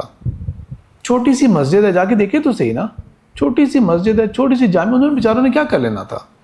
فار ایگزامپل وہ غلط ہیں، فرض کر لیتے ہیں for the sake of argument وہ 100% غلط ہے، آپ کو حملہ کرنے کی کیا ضرورت تھی اندر؟ ڈھیروں لوگوں کو ان نون، ہمیں پتہ بھی نہیں ہے، غالباً 100 کے قریب لوگوں کو جان سے مارنے کی کیا ضرورت تھی؟ یہ H11 میں ان کی قبریں ہیں، شروع کی قبریں انہی کی ہیں، مارنے کی ضرورت کیا تھی؟ لائک وائز یزید کو کوئی بھی حملہ کرنے کی ضرورت نہیں تھی حضرت امام حسین کے گروپ کے اوپر۔ اگر یہ لگ رہا تھا کہ یہ بغاوت کے لیے آ رہے ہیں، فار ایگزامپل اس کی اپنی رائے کے اندر کہ یہ ابھی ایک دم سے کچھ کریں گے، آپ ان کا راستہ روک لیں، آپ کے پاس ڈھیر فوج تھی، اتنا ظلم کرنے کی کیا ضرورت تھی؟ اتنا ظلم کرنے کی کیا ضرورت تھی کہ جب شہید کر بھی دیا، وہ زخمی بھی ہو گئے، آپ قید کر لیں انہیں، آپ انہیں پکڑ لیں، قید کر لیں، جب ہتھیار گر گئے ہیں، وہ اتنے زخمی ہو گئے ہیں، سر پہ بھی چوٹ لگ گئی ہے، وہاں سے بھی خون لگ گیا ان کا، اب انہیں قید کر لیں، اب اور کیا کر سکتے تھے وہ؟ لیکن ان کو نہ کہ صرف شہید کیا پھر، بلکہ کیا کیا؟ سر کاٹا گیا ان کا، باڈی کو دفنا دیا گیا ادھر، اور سر جو ہے وہ جس طرح فاتح نہیں ہوتے جابر ظالم بادشاہ، پیش کیا گیا۔ اب اس کی میں ڈیٹیل نہیں پیش کرتا، بہت ایموشنل واقعہ ہے وہ۔ صحابہ رو پڑے تھے کہ اس چہرے کو ہم نے آپ صلی اللہ علیہ وسلم کو بوسہ دیتے ہوئے دیکھا ہوا ہے، اس چہرے کو جس کے ساتھ آپ لوگ یہ سلوک کر رہے ہیں۔ صحابہ رو پڑے تھے جو وہاں پہ موجود تھے، لیکن ظاہری بات ہے وہ زیادہ وہ نہیں بول سکتے تھے کیونکہ وہ بندہ بہت ظالم ہے۔ پھر اسی بندے نے دوسرا کیا کام کیا، اور امپورٹنٹ چیز کیا ہے ہمارے اسلام کے اندر، بہت امپورٹنٹ پلرز جو ہمارے بہت امپورٹنٹ چیزیں ہیں، اس میں اور کیا ہے؟ مدینہ کا شہر کتنا امپورٹنٹ ہے ہمارے لیے، آپ کو پتہ ہے وہاں پہ کیا کیا تھا؟ مدینہ شہر نے جب بغاوت کی تھی تو فوج بھیج دی تھی، اور واقعہ ہررا ہوا تھا، 3 دن کے لیے مدینہ فوج کے اوپر حلال کر دیا گیا تھا، اور حقیقت میں ایز اف کہ پتہ نہیں کون سی کافر فوج آئی ہوگی کہ اتنے ریپ ہوئے تھے کہ آگے میں اس کی ڈیٹیل میں بتا سکتا۔ 3 دن کے لیے مدینہ شہر کو حلال کر دیا گیا تھا فوج کے لیے۔ پھر تیسری امپورٹنٹ بات کیا ہمارے لیے؟ کعبہ۔ پھر کعبے پہ حملہ ہوا تھا کہ وہاں پہ عبداللہ بن زبیر جو تھے وہ تسلیم نہیں کر رہے تھے، اور وہ کہہ رہے تھے کہ نہیں ہم یہاں پہ ہیں، کعبے کے اوپر بھی کر دیا تھا۔ کعبے کے اوپر جب بمبارڈمنٹ ہو رہی ہے اور کعبہ جب جل گیا تھا، یہ جو حضرت عثمان کے دور میں نا، حضرت عثمان غنی رضی اللہ تعالیٰ کے دور میں نا، کعبے کے اندر ایک وہ لگا ہوا تھا، ایک پلر تھا۔ 2005 کے اندر میں نے وہاں پہ حرمین والا جو میوزیم تھا جو مکہ کے باہر ہے وہ دیکھا تھا، اور وہ پلر جو تھا نا وہ میں نے خود دیکھا ہوا اپنی آنکھ سے، اور وہ جلا ہوا تھا۔ انہوں نے ٹیکسٹ لکھا ہوا ہے کہ یہ وہ پلر ہے جو جل گیا تھا جب کعبہ کو آگ لگی تھی۔ وہ میرے ذہن میں پاس بیٹھ گئی، کعبے میں آگ کب لگی ہوگی؟ عام تو نہیں تھا، ہم پڑھے ہوتے نا یہ چیزیں عام حالات میں، کعبے میں کیوں آگ لگی ہوگی؟ جب یہ والا واقعہ ہوا تھا یہیں پر اللہ کی پکڑ آئی تھی کہ جب بمبارڈمنٹ کر رہے تھے کعبے کو آگ لگ گئی تھی، اور فوج ایک دم سے رک گئی، پھر انویڈنگ فوج، کیوں؟ خبر آ گئی کہ یزید فوت ہو گئے، تو اس بندے نے شیخ یاسر قاضی نے اپنے ایک لیکچر میں یہ بات بولی بھی ہے کہ یزید نے جب وہ کام کیے تھے نا، وہ بعد کے آنے والے بہت سارے بادشاہوں نے ظلم کیے ہوئے ہیں، لیکن یزید نے جن کے اوپر ظلم کیا تھا نا وہ ڈائریکٹ اہل بیت تھے اور ڈائریکٹ صحابہ تھے، آپ کے خیال میں کتنے لوگوں کے اندر رسپیکٹ اور لو پیدا ہوا ہوگا؟ کتنے لوگوں کے اندر رسپیکٹ اور لو پیدا ہوا ہوگا؟ نفرت ہوئی ہوگی نا، جب پتہ لگا کہ اہل بیت کے ساتھ یہ کیا ہے، مدینہ کے ساتھ یہ کیا ہے، مکہ کے ساتھ یہ کیا ہے، تو نفرت ہوئی ہوگی نا۔ تو امام احمد بن حنبل نے اپنے بیٹے کو یہ بات کی تھی کہ ہم نام لے کے کبھی کسی کو لعن طعن نہیں کرتے، لیکن کوئی ایسا بندہ اہل ایمان صاحب ایمان جو کہ یزید کی تعریف میں باتیں کر رہا ہو، یہ انیکسیپٹیبل بات ہے، یہ انیکسیپٹیبل بات ہے۔ بھلی اس طرح کے بڑے بڑے واقعات ہیں نا، بہت نفرتیں پیدا کر دی تھی، پھر ایک اور بغاوت ہوئی تھی، جس طرح یہ کربلا والی سچویشن پیدا ہوئی تھی نا، پھر بعد میں ایک اور بغاوت بھی ہوئی تھی، اور جب وہ بغاوت میں تھوڑی سی ایک علاقے کے اندر کامیابی نظر آئی تھی نا، تو اس وقت کے جو اہل بیت کے جو بڑے تھے، امام تھے، لیڈر تھے، وہ جعفر صادق تھے۔ ان کو بلایا گیا تھا کہ آپ آئیں لیڈ کریں، انہوں نے کہا تھا کہ نہیں میں یہ لیڈ نہیں کروں گا، کیونکہ یہ جو بغاوتیں ہوتی ہیں نا ان سے صرف اور صرف کیا پیدا ہوگا، صرف اور زیادہ نفرتیں پیدا ہوں گی اور مسائل پیدا ہوں گے۔ انہوں نے کہا تھا بالکل نہیں، ہم اپنا تقوی اور دین کے راستے پہ چلتے رہیں گے، لیکن یہ جو کام ہے نا یہ ہم نے نہیں کرنا۔ تو وہ جو سارے پولیٹیکل ایپیسوڈز ہوئی نا، جب میں نے آپ کو واقعات بتائیں، ان سے صرف کیا پیدا ہوا، نفرتیں پیدا ہوئیں، جیسے نفرتیں پیدا ہو گئی۔ وہ نفرتیں جو ہے نا وہ آگے جا کے پھر ایک ہوتا ہے نا کہ نہیں ہمارا یہ راستہ نہیں، ہم الگ ہیں، ہم الگ ہیں، ہماری ایک الگ آئیڈینٹی ہے۔ وہاں سے یہ چیز ہوئی تھی، پیور پولیٹیکل باتوں سے، صرف سکسیشن سے بات سٹارٹ ہوئی تھی، اور آگے بڑھتے بڑھتے پھر وہ یہ دو راستے بن گئے۔ لیکن پوری ہماری تاریخ گواہ ہے، ہماری پوری اسلامی تاریخ گواہ ہے کہ عمومی طور پہ کولیکٹیولی کبھی بھی شیعہ اور سنی کی as a whole community base کے اوپر کبھی جنگ نہیں ہوئی، ہماری پوری تاریخ گواہ ہے۔ چیٹ جی پی ٹی سے میں نے سوال پوچھا، آپ لوگ بھی یوز کرتے ہوں گے، ٹھیک ہے؟ تو ایک اسکول کے اندر ایک سمر کیمپ تھا میرے اپنے اسکول کے اندر، تو وہاں پہ ایک ٹاپک تھا، تو وہ میں نے بچوں کے آگے ایک بات کرنی تھی، تو میں نے اس کے لیے نا پہلے چیٹ جی پی ٹی پہ کوشچن ڈالا، میں نے کہا give me examples of pure Shia Sunni battles in history, in all history. اس نے مجھے 4 واقعات بتا دیے۔ فرسٹ فتنہ وار، سیکنڈ فتنہ وار، وہ صفوید کی حکومت میں جو آٹومن امپائر کی جنگ ہوئی تھی، اور اس نے چوتھا بتا دیا مجھے ایران اور عراق کی جو وار ہوئی تھی 1979 کے ٹیک اوور کے بعد سے لے کے، اور پھر وہ 1989 تک چلی تھی۔ اور میں نے اس کو آگے سے جواب دے دیا، all these incidents and battles none of them were pure شیعہ سنی وارز۔ تو پھر آگے میں نے لکھا کہ اپنی بات کرو، share your points to support your claim. تو آگے سے اس کا جواب پتہ کیا آتا ہے، you are absolutely right. ChatGPT اس میں ہی کرتا ہے نا، جب آپ اس کو کہتے ہیں کہ absolutely right, they were not شیعہ سنی وار رادر پولیٹیکل وارز۔ پوری ہماری تاریخ میں کبھی شیعہ سنی کی جنگ نہیں ہوئی، کبھی جنگ نہیں ہوئی، اور ہماری پوری تاریخ میں ہر طرح کے لوگوں نے امامت کی ہے، کبھی بنو امیہ، بنو عباس، پھر وہ مملوک بھی آ گئے تھے، پھر اس کے اندر صلاح الدین ایوبی، پھر فاطمید بھی، اور کتنے آئے۔ کبھی کسی نے، کبھی شیعوں کے پاس بھی رہا ہوا ہے حرم، اور کبھی سنیوں کے پاس بھی، کسی نے ایک دوسرے کے لیے حج عمرے کے راستے بند نہیں کیے تھے، ابھی بھی نہیں بند۔ تو اس سے یہ کہ پتہ لگتا ہے کہ چھوٹے موٹے اختلاف چلتے رہے آپ کے، لیکن ان کو کوئی بھی نان مسلم نہیں سمجھتا۔ مسلمانوں کی جو جتنے بھی گروپس بن چکے ہیں ان میں سے کوئی کسی کو نان مسلم نہیں سمجھتا۔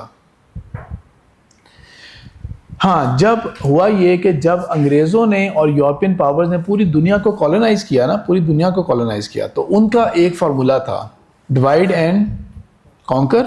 پہلے ان کو تقسیم کرو اور پھر ان کو فتح کر لو، پھر جب یہ ہو جائے گا تو پھر ڈیوائڈڈ رکھو ان کو، ڈیوائڈ اینڈ رول، پھر ان کے اوپر حکومت کرو۔ اس بیس کے اوپر نا انہوں نے پورا مڈل ایسٹ اور یہ ساری فالٹ لائنز کے اوپر نا لکیریں کھینچ دیں، تاکہ ان کی لڑائیاں جو ہے نا وہ اور پختہ ہوں اور پکی ہوں ان کی لڑائیاں۔ اور ہمارا جو انفارچونیٹلی ہمارا جو سوچ اور اس کا پیمانہ ہے نا وہ اسی کے اوپر ہی لگا ہوا ہے کہ ہم لوگ ایک دوسرے کو ہی نیچا کرنے کی کوشش کریں۔ جب خلافت راشدہ سے اسلام کی روشنی پوری دنیا میں پھیلنی شروع ہوئی، وہ ظلم ہو گیا اور بنو امیہ نے خلافت راشدہ کو خود ختم کیا، لیکن اس کے بعد بنو امیہ کے دور کے اندر اسلام کی جو پھیلاؤ تھا وہ بہت دور دور تک گیا۔ ادھر ہندوستان میں ہم سب کو بات پتہ ہے، محمد بن قاسم والا ملتان تک یہاں پہ مسلمان پہنچ گئے تھے۔ ٹاپ پہ تو نہیں جا سکتے تھے زیادہ کیونکہ وہ کوکیجین ماؤنٹینز آ جاتی ہیں، لیکن افریقہ کی طرف کہاں تک چلے گئے ہم لوگ؟ افریقہ کا ٹاپ کرتے کرتے ہم لوگ اسپین میں داخل ہو گئے، ہم لوگ کہاں تک چلے گئے ہم لوگ، کتنا زیادہ اسلام پھیلا تھا۔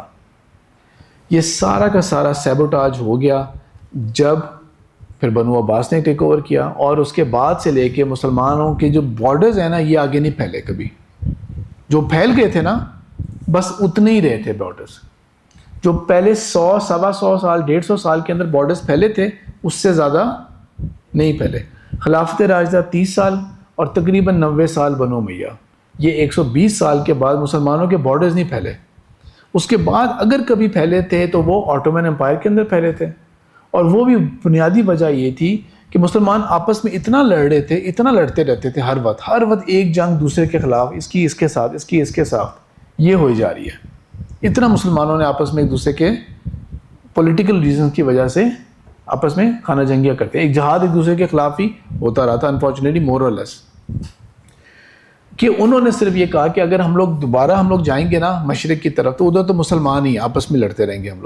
ہم لوگ اپنا سلطنت کو ایکسپینڈ کرتے ہیں مغرب کی طرف. کم از کم ہمیں یہ تو پتہ ہے نا کہ بارڈر کے اوپر نان مسلمز ہیں. ہم جو لڑ رہے ہیں وہ تو کم از کم نان مسلم سے لڑ رہے ہیں نا. ہمارا جہاد تو جہاد ہی ہوگا نا. تو لہٰذا وہ اس طرف پھیلنا شروع ہوئے تھے. ادروائز انفارچونیٹلی ہم اسی کے اندر ہی رہے. اس کا ایک مظہر یہ بھی ہے کہ کس کو نہیں پتا یہ بات نہیں پتا کہ اسرائیل اور امریکہ جو ہے اس کا ٹارگٹ ایران نہیں ہے.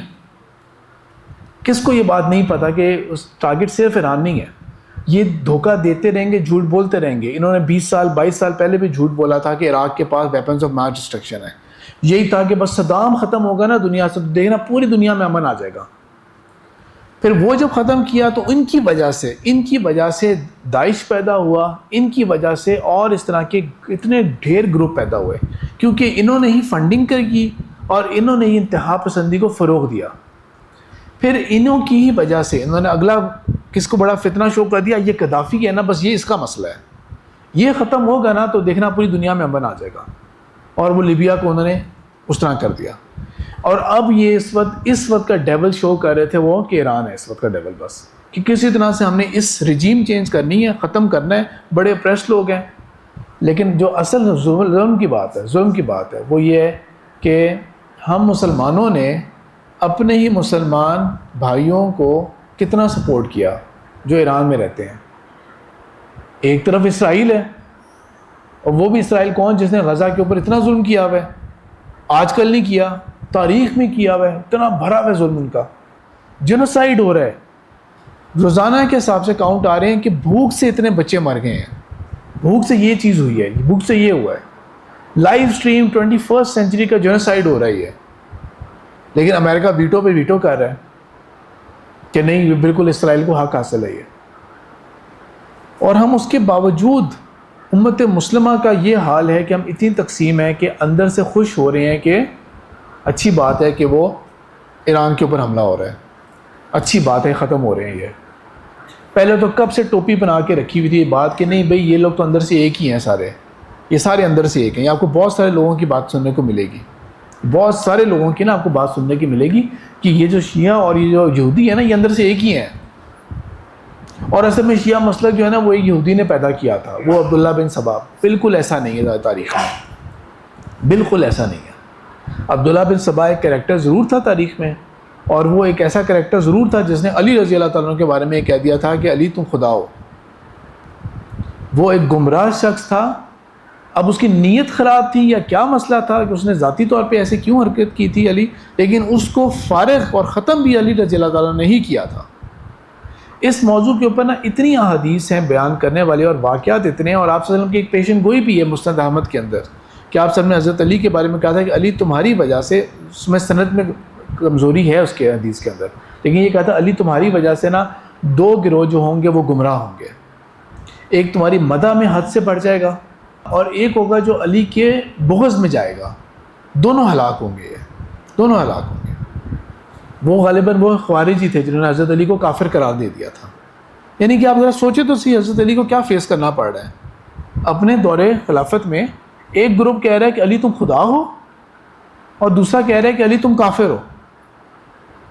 یہ آپ صلی اللہ علیہ وسلم نے پیشن گوئی دی ہوئی ہے.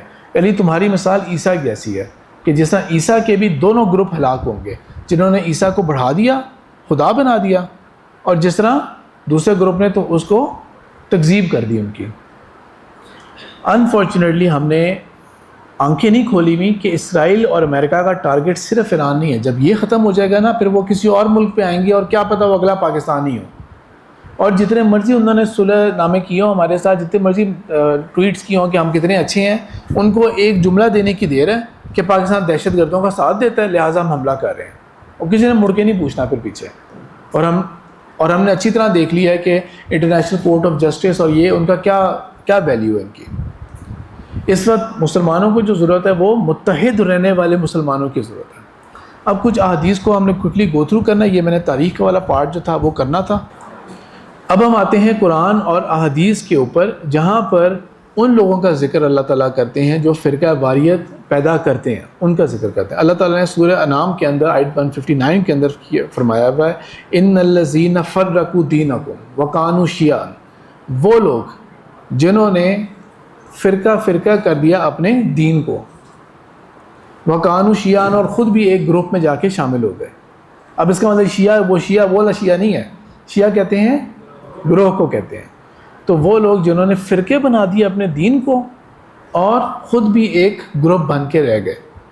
لست منہم فی شیء، اے نبی صلی اللہ علیہ وسلم ہرگز آپ کا ان سے کسی قسم کا کوئی تعلق نہیں ہے، آپ کا ان سے کوئی لینا دینا نہیں ہے، آپ ان کی فکر نہ کریں، اور ان کا جو معاملہ ہے وہ اللہ کے پاس ہے۔ یہ ایک آیت ہو گئی فرقہ واریت پیدا کرنے والے لوگوں کے بارے میں۔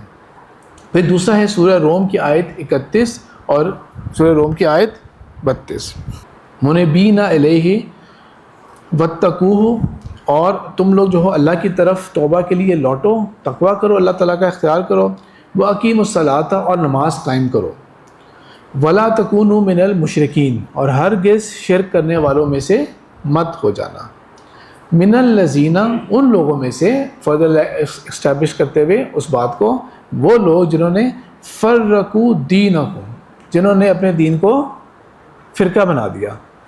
پہلی آیت میں بتایا کہ وہ لوگ جنہوں نے شرک کیا ان میں سے ہرگز نہ ہو جانا، ہرگز ان میں سے نہ ہو جانا جنہوں نے اپنے دین کو فرقوں میں تقسیم کر دیا، ان میں سے مت ہو جانا، ہرگز مت ہو جانا۔ وَقَانُوا شِيَعًا، اور انہوں نے اپنا گروپ بنا لیا۔ کل حزب بما لدیہم فرحون، اور ہر کوئی جو ہے جو اپنی تقسیم لے کے بیٹھا ہے نا، اسی کے ڈھول پیٹے جا رہا ہے، اسی کے اوپر خوشیاں منا رہا ہے کہ بابا ہم ہی ٹھیک ہیں، باقی سارے گمراہ ہیں، غافل ہیں، ہم ہی ٹھیک ہیں، ہر کوئی یہ کر رہا ہے۔ سورہ مومنون کی آیت نمبر 52 سے 54 تک، اس کے اندر بھی یہ فرمایا ہوا ہے وَإِنَّ هَٰذِهِ أُمَّتَكُمْ أُمَّةً وَاحِدَةً، اور در حقیقت تم لوگ جو امت ہو نا وہ امت ایک واحد ہی ہو، تمہاری جو کوالٹی اور آئیڈینٹی ہے وہ یہ ہے کہ تم ایک امت ہو، تم اکٹھے ہو، تم لوگ جڑے ہوئے ہو، ایک امت ہو تم لوگ۔ وَأَنَا رَبُّكُمْ فَاتَّقُونِ، اور میں ہی تمہارا رب ہوں اور میرا ہی تم نے تقوی اختیار کرنا ہے۔ کہ ہر گروہ جو ہے وہ اپنے ہی آپ کو اپنی تقسیم کے اوپر ہی بہت زیادہ خوش ہے۔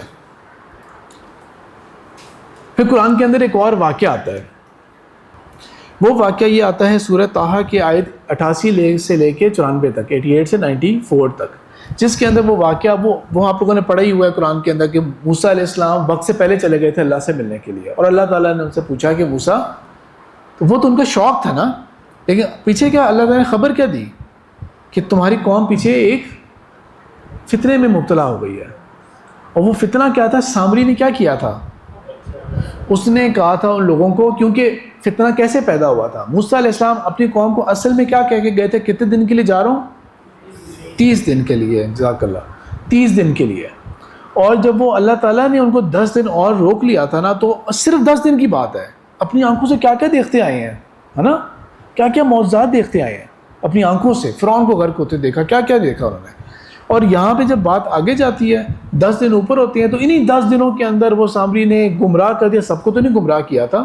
تاریخ کے حساب سے اگر ان کی تاریخ کو مانا جائے تو 6 لاکھ بنی اسرائیل تھے، اور 70,000 جو تھے انہوں نے یہ شرک کیا تھا، یعنی کہ 12% کہہ لیں، 11-12% انہوں نے یہ شرک کیا تھا۔ سامری نے کیا کروا دیا تھا؟ ان کا سونا پگھلا کے ڈائریکٹ کیا بنایا تھا؟ ایک بچڑا بنا دیا تھا۔ یہ خدا ہے، موسیٰ پتہ نہیں کدھر لگ گیا، نعوذ باللہ۔ یعنی کہ کہاں توحید سے کس قدر بدترین شرک میں گرے وہ، ہے نا۔ صرف 10 دن کی فتنہ، صرف 10 دن کا فتنہ، بدترین شرک میں گر گئے۔ موسیٰ علیہ السلام آتے ہیں اور سخت غصے میں، اور کرتے کیا موسیٰ علیہ السلام؟ پھر ہارون علیہ السلام کو سب سے پہلے پکڑتے ہیں، ان کے بالوں کو اور ان کی داڑھی سے پکڑتے ہیں انہیں، اور زور سے غصہ دکھاتے ہیں وہ۔ ہارون علیہ السلام جواب کیا دیتے ہیں اس کے اندر؟ ان کا جواب ہے، وہ ہے انی خشیت، میں نے کیوں نہیں روکا تھا انہیں؟ مجھے اس بات کا خوف تھا کہ آپ آ کے کہیں گے کہ تم نے بنی اسرائیل کے اندر فرقہ پیدا کر دیا، تم نے۔ گلہ کیا تھا ان کا کہ تم نے روکا کیوں نہیں؟ اتنا بڑا کفر اور شرک کر رہے ہیں، اتنا بڑا کر رہے ہیں وہ، تم نے روکا کیوں نہیں؟ اور ہارون علیہ السلام کوئی عام صحابی ہیں؟ وہ کیا تھے؟ وہ نبی ہیں، وہ نبی ہیں، رائٹ؟ اور اتنے امپورٹنٹ نبی ہیں کہ موسیٰ علیہ السلام نے اللہ تعالیٰ سے دعا مانگ کے لیے تھے، اتنے امپورٹنٹ نبی ہیں۔ اور ان سے جب وہ کہتے ہیں کہ جواز پیش کرو، ایک نبی تو گمراہی کا کام نہیں کر سکتا نا کبھی بھی، تو انہوں نے کہا کہ مجھے یہ خوف تھا کہ آپ آ کے کہیں گے کہ فرقت بین بنی اسرائیل، کہ تم نے بنی اسرائیل کے درمیان میں نا ایک فرقہ پیدا کر دیا ہے۔ تو انہوں نے، ان کے نزدیک چوائس تھی، ایک نبی کے پاس چوائس تھی کہ ایک طرف شرک ہو رہا ہے اور ایک طرف اگر وہ اس پہ ایکشن لیں گے نا تو آپس میں گروہ بن جائیں گے وہ لوگ۔ موسیٰ علیہ السلام کا تو کردار اور مزاج ہی الگ تھا نا، کیونکہ موسیٰ علیہ السلام جب آئے تھے تو کسی نے پروٹیسٹ کیا تھا؟ سارے ایک دم سے ہوا کی طرح بیٹھ گئے تھے، ایسے ہی تھا نا۔ جب موسیٰ علیہ السلام آئے ہیں تو انہوں نے ان 70,000 سے ان کو آرگیو کرنا پڑا تھا؟ موسیٰ علیہ السلام کو تو کسی سے آرگیو نہیں کرنا پڑا تھا، وہ آئے ہیں اور ان کا مزاج و جلال ہی اتنا تھا کہ وہ سارے ہواؤں کے بیٹھ گئے، سارے ہواؤں کے بیٹھ گئے۔ تو ہارون علیہ السلام کے سامنے دو چیزیں چوائس تھی، ایک یہ کہ شرک ہونا شروع ہو گیا، اس قدر واضح شرک، سمجھانے کی ضرورت ہی نہیں ہے۔ یہ نہیں ہے کہ نہیں آپ نے وہ دیکھو، آپ نے وہ دعا یوں مانگی تھی، آپ نے تعویذ پہنا ہوا، آپ نے یہ کیا وہ، تو یہ شرک ہوتا ہے ایک طرح کا، کچھ سمجھانے کی ضرورت نہیں ہے۔ اتنا واضح شرک، اتنا واضح شرک، وہ اس کو ٹالریٹ کر رہے ہیں تاکہ کیا پیدا نہ ہو جائے، فرقہ نہ پیدا ہو جائے، کوئی فرقہ نہ پیدا ہو جائے گا۔ آپ دیکھیں کہ نبی کے نزدیک دو بہت بڑے گناہوں میں سے یا بہت بڑی گمراہیوں میں سے انہوں نے کس کو ٹالریٹ کر لیا اور کس کو بالکل اس کا کوئی چانس نہیں پیدا ہونے دیا کہ کوئی فرقہ بن سکے یہاں پہ۔ لیکن میرے اور آپ کے اور ہمیں جتنے بھی درس اور کتابیں پڑھنے کو ملتی ہیں، یہ جنرلی پرائیورٹی نہیں ہوتی ہے، بلکہ فرقوں کو تو تعریفیں ہو رہی ہوتی ہیں اپنے اپنے فرقے کی، ساری حدیثیں، ساری قرآن کی آیتیں وہ پیش کی جا رہی ہوتی ہیں اور ائمہ کے اقوال اور ساری باتیں وہ پیش کی جا رہی ہوتی ہیں جسٹ ٹو پروو کہ ہمارا ہی فرقہ سب سے بہترین فرقہ ہے۔ اب ہم اس حدیث کی طرف آتے ہیں جہاں سے یہ سارا جو معاملہ ہے نا، جو ہم نے ایک غلط دنیا کے اندر داخل ہو گئے ہیں۔ کون سی حدیث ہے فرقہ وارث کی سب سے مشہور؟ کہ بنی اسرائیل یا پچھلی امتیں 72 فرقوں میں ہو جائیں گی، جیسا انہوں نے پہلے بات بول دی کہ وہ 72 فرقوں میں ہو گئی۔ ہاں کچھ حدیثوں میں 71 کا ذکر بنی اسرائیل کے لیے آتا ہے، یہود کے لیے، 72 کا ذکر آئے گا عیسائیوں کے لیے، اور 73 کا ذکر آئے گا مسلمانوں کے لیے۔ اور کچھ حدیث میں ڈائریکٹ ہی ذکر ہے کہ 72 وہ تقسیم ہو گئے تھے اور تم 73 میں تم تقسیم ہو گئے۔ اور اس کو مزید اس کی جو ورائٹی ہے نا، جو تھوڑی سی اس کو ہم تھوڑا سا کور اپ کر لیتے ہیں۔ اس سے پہلے اس کی ورائٹی کے اندر کیا ہے کہ جو 71 میں گئے تھے اور 72 فرقوں میں بٹے تھے، ان کے اندر بھی وہی بات فرمائی کہ ان میں سے ایک کو چھوڑ کے باقی سب جو تھے وہ جہنم میں گئے۔ اور میری امت کے اندر بھی جو فرقے ہیں وہ اسی طرح ہی ہوں گے کہ ان میں سے 72 جو ہوں گے، 72 ہوں گے وہ جہنم میں جائیں گے، اور ایک جو ہوگا وہ جنت میں جائے گا۔ مجھے لائسنس مل گیا ہے نا، بس یہ میں ہی تھا، بس وہ جو ایک بچ گیا ہے نا وہ میں ہی تھا۔ یہ مزے کی بات ہے، اس کو سارے کے سارے اسی کو کوٹ کرتے ہیں، سب اسی کو کوٹ کرتے ہیں، اور سب یہی سوچ کے بیٹھے ہوئے ہیں کہ وہ ہم ہی تو ہیں وہ جو بچے ہوئے ہیں۔ اور دیکھا وہ گئے غرق ہوئے، ختم ہوئے، ان کا ستیہ ناش ہوا بولا۔ یہ مزاج ہے نا، 100% یہ مزاج۔ اب ان تمام احادیث کا ہم ذرا انالیسس کرتے ہیں، ان تمام احادیث کا، یہ میں نے ساری ورائٹی نکالی ہے الفاظ کی، جو 100% سیم ہے نا، مائنر سے ڈفرینس ہے، ان کو میں نے اگنور کر دیا، ورنہ جس میں بھی اضافی لفظ ہے نا وہ نمبر 1 یہ کہ ان میں سے کوئی بھی حدیث نہ صحیح بخاری میں ہے نہ صحیح مسلم میں ہے، ٹھیک ہے، ان میں سے کوئی حدیث ان میں نہیں ہے۔ سب سے پہلے تو ہم اس حدیث کی طرف جاتے ہیں جس کے آخر الفاظ میں آتے ہیں کہ اللہ کے رسول یہ کون لوگ ہوں گے؟ تو آپ صلی اللہ علیہ وسلم نے فرمایا ما انا و اصحابی، جس پہ میں اور میرے صحابہ ہیں۔ یہ جامع ترمذی کی کتاب یا باب الایمان کے اندر حدیث ہے 2641۔ یہ حدیث ضعیف ہے۔ ضعیف حدیث کے اوپر ہم کوئی بنیاد بنا سکتے ہیں اپنی کسی بھی امید کی؟ یہ حدیث ہی ضعیف ہے کہ جس کے اوپر میں اور میرے صحابہ ہوں گے۔ اس کے بعد اس کی نیکسٹ ورائٹی کی طرف جاتے ہیں، یہ ابن ماجہ کے اندر ہے، کتاب الفتن کے اندر 3992 نمبر حدیث ہے یہ والا۔ یہ حسن درجے کی حدیث ہے، اس میں پوچھا گیا اینڈ کے اندر جا کے پوچھا گیا قیل یا رسول اللہ من ہم، ہمیں اللہ کے رسول صلی اللہ علیہ وسلم یہ ضرور بتائیں کہ یہ کون لوگ ہوں گے. باقی پیچھے کے الفاظ وہی ہیں تقریباً، کہ اللہ کے رسول ہمیں بتائیں یہ کون لوگ ہوں گے. اور اللہ کے رسول نے فرمایا قال الجماع، یہ وہ لوگ ہوں گے جو مسلمانوں کی جماعت سے جڑے رہیں گے. اس سے مطلب کیا ہونا چاہیے؟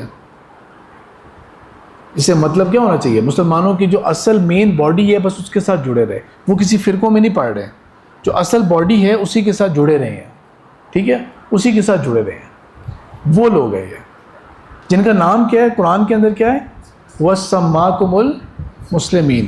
اور یہ نام کو نیا کریشن نہیں تھی، یہ پہلے بھی یہ تھا اور بعد میں بھی یہی نام رکھا. اللہ تعالیٰ نے اسی نام کو پسند کیا ہے. ٹھیک، جو مسلمانوں کی مین باڈی سے جڑے رہے، اپنے آپ کو جماعت نہیں بنایا انہوں نے، الگ سے پارٹی نہیں بنائی انہوں نے، الجماع کے ساتھ جو ہوں گے. لیکن یہاں پہ بھی ہم نے کیا ثابت کرنا شروع کر دیا؟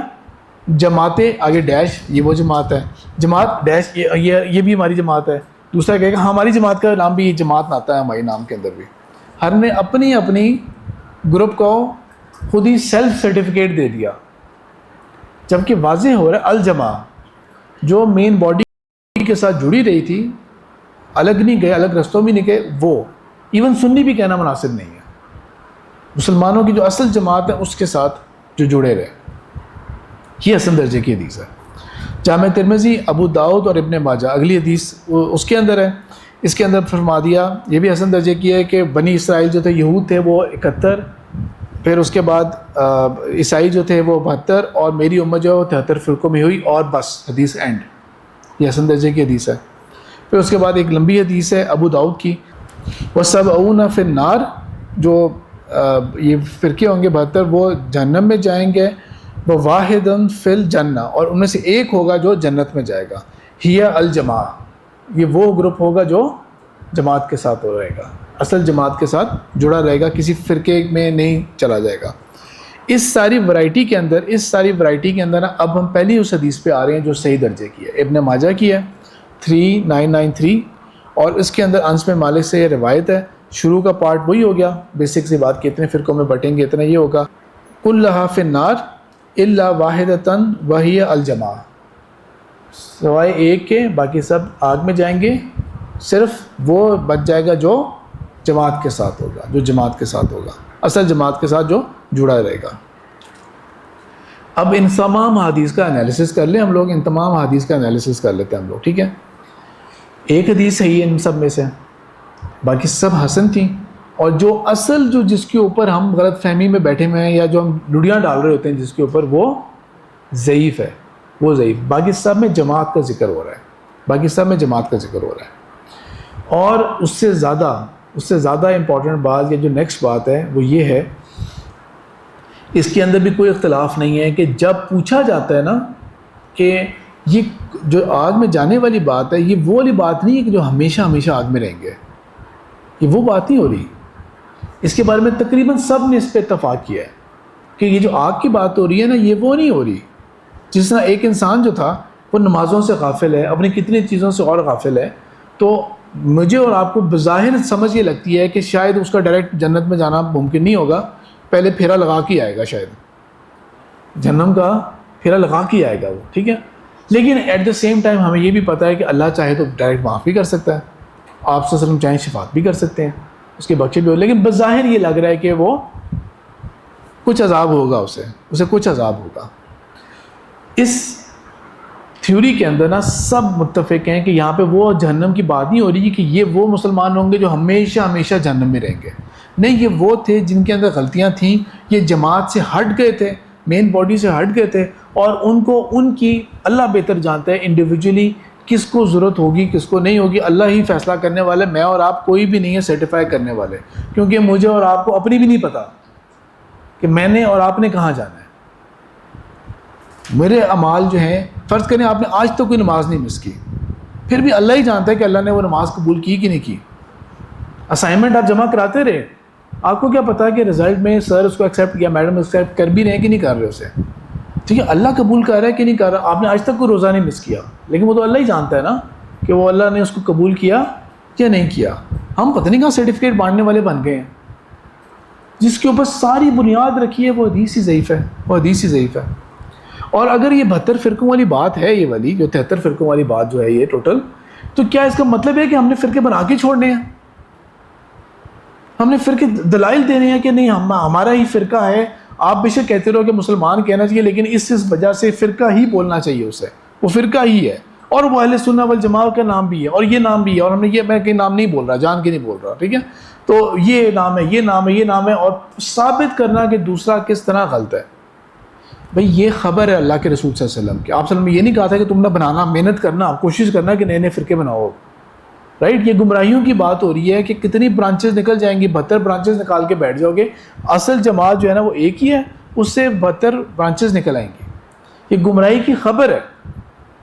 جس طرح اللہ کے رسول صلی اللہ علیہ وسلم نے فرمایا ہے ایک وقت وہ آئے گا کہ لوگ حلال اور حرام کی تمیز کرنا چھوڑ دیں گے، تو میں کہہ دوں چھوڑ دو حلال حرام کی تمیز، آپ نے فرمایا ہے۔ جب وقت آ گیا تو وہ وقت آ گیا، بس اب تمیز کرنے کی ضرورت نہیں ہے۔ اب میں ایسی انٹرپریٹیشن کہوں گا، آپ مجھے کیا کہیں گے؟ یار ایسے بچ کے رہو، یہ پاگل دماغ خراب ہے اس کا، یہ تو خود بھی مرے گا ہمیں بھی مروائے گا، یہ کہیں گے نا۔ میں اگر آپ کو یہ کہہ دوں کہ اس حدیث کی بنیاد کے اوپر میں ثابت کرتا ہوں کہ اب حلال حرام کی ہمیں تمیز کرنے کی ضرورت نہیں، کیونکہ آپ نے سچی خبر دی ہے، مانیں گے آپ اس بات کو؟ نہیں مانیں گے۔ کوئی بھی علامت قیامت میں سے کوئی بھی خبر اٹھا لیں آپ، یہی سوچ ہوگی نا۔ تو یہاں پر بھی یہی سوچ رکھیں نا کہ جو بندہ فرقہ واریت کی دعوت دے رہا ہے اس سے بھاگیں، دور رہیں، آپ اس سے بھاگیں اور دور رہیں۔ صحیح بخاری کی ایک حدیث ہے کتاب، اور صحیح مسلم کے اندر بھی ہے، یہ کتاب التوحید کی صحیح بخاری اور صحیح مسلم کی کتاب الامارہ کے اندر حدیث ہے۔ تو جو حدیث دونوں میں آتی ہے وہ کیا ہوتی ہے؟ متفق علیہ، ٹھیک ہے۔ تو اب تو کوئی اختلاف نہیں ہونا چاہیے نا۔ حذیفہ بن یمان رضی اللہ تعالیٰ سے روایت ہے کہ لوگ آپ صلی اللہ علیہ وسلم سے، بہت لمبی حدیث ہے اس کو میں پڑھوں گا نہیں، لوگ آپ سے پوچھا کرتے تھے خیر کی باتوں کے بارے میں، جنت کی نعمتیں، فلانا ثواب، فلاں۔ میں آپ صلی اللہ علیہ وسلم سے شر کے بارے میں معلوم کرتا تھا کہ کہیں خدا نہ خواستہ مجھ پہ اس کا کوئی اثر نہ ہو جائے۔ تو وہ ایک حدیث ہے، آپ صلی اللہ علیہ وسلم نے پوچھا حالات، واقعات، پھر کیا ہوگا، پھر کیا ہوگا، پھر کیا ہوگا۔ تو وہ اس حدیث کو کٹ کرتے ہوئے تھوڑا سا اینڈ کی طرف میں ذرا جلدی آ رہا ہوں، اور پھر کچھ لوگ ایسے ہوں گے جو جہنم کی طرف بلایا کریں گے، کچھ لوگ ہوں گے جو جہنم کی طرف بلائیں گے، اور جو کوئی ان کی پکار کو اوپر یس کہے گا، جو کوئی ان کی پکار کے اوپر یس کہے گا وہ بھی جہنم میں پھینک دیے جائیں گے۔ اور اس کے اوپر یہ پوچھا کہ اللہ کے رسول ان کو ذرا ڈسکرائب کریں کہ یہ کون لوگ ہوں گے جو جہنم کی طرف بلائیں گے، ہم میں سے جو لوگ جہنم میں بلائیں گے اور فالوورز ہوں گے وہ بھی جہنم میں جائیں گے، وہ کون لوگ ہوں گے؟ اللہ کے رسول ڈسکرائب کریں۔ پہلی بات آپ نے فرمایا کہ وہ ہم میں سے ہوں گے، یعنی کسی اور گروپ کی بات نہیں ہو رہی، ہم مسلمانوں میں سے ہوں گے وہ لوگ، پہلی بات یہ ہو گئی، اور وہ ہماری ہی زبان بولا کریں گے، ہماری ہی زبان بولا کریں گے وہ۔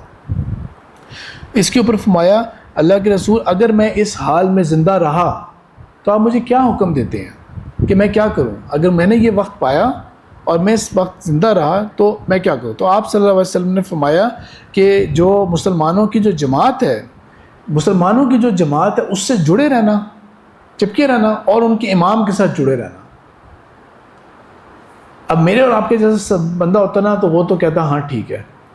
یہ اللہ کا الحمدللہ، اللہ کا بہت شکر ہے کہ حضرت حذیفہ بن یمان رضی اللہ تعالیٰ عنہ نے فردر سوال پوچھا جو میرے اور آپ کے لیے بینیفیشل ہے، کیونکہ یہ وقت جو ہے نا وہ اس طرح کے سینیریو میں اب ہم لوگ ہیں۔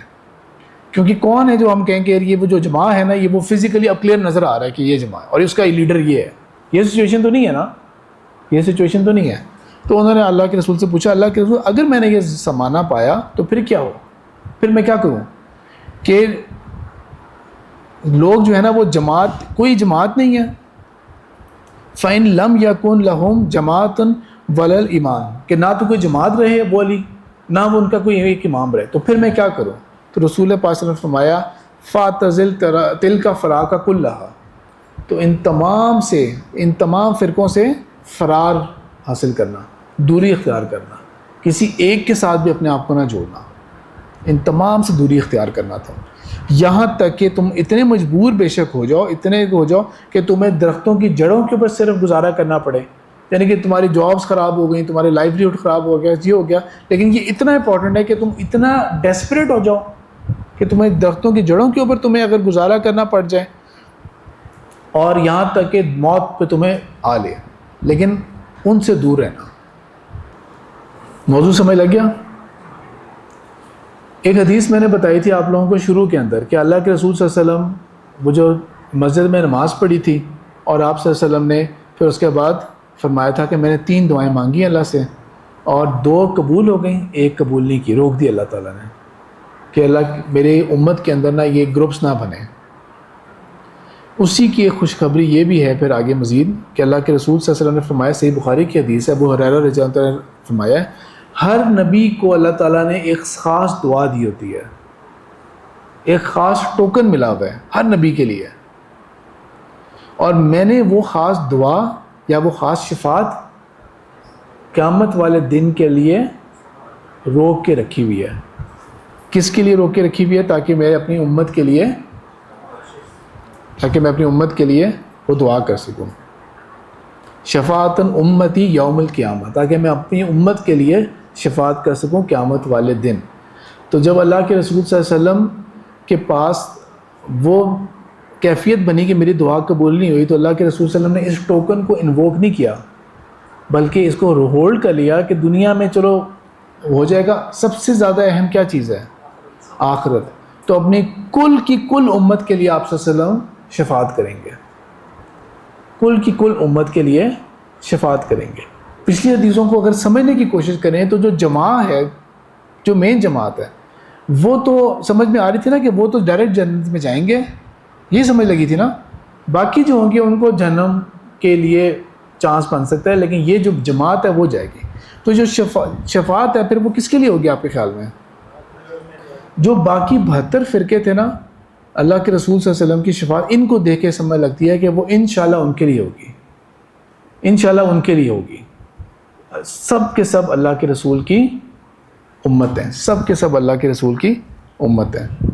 باتیں اور بھی بہت ساری ہیں، میں چاہوں گا کہ آپ لوگ اپنا جو بھی سفر ہے علم کا، دین کے راستے کے اوپر جو بھی خدمات سر انجام دینی ہے آپ نے، آپ تعصب سے اپنے آپ کو بچا کے دین کی خدمت کر سکیں۔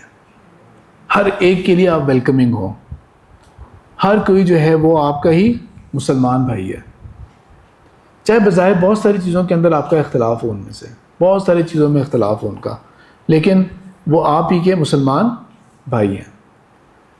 وہ اپنی مرضی کسی چیز میں کرنا چاہ رہے ہیں تو کوئی فرق نہیں پڑتا، اگر دلیل کی بنیاد کے اوپر ہے تو کوئی فرق نہیں پڑتا، اگر دلیل کی بنیاد کے اوپر ہے تو کوئی فرق نہیں پڑتا۔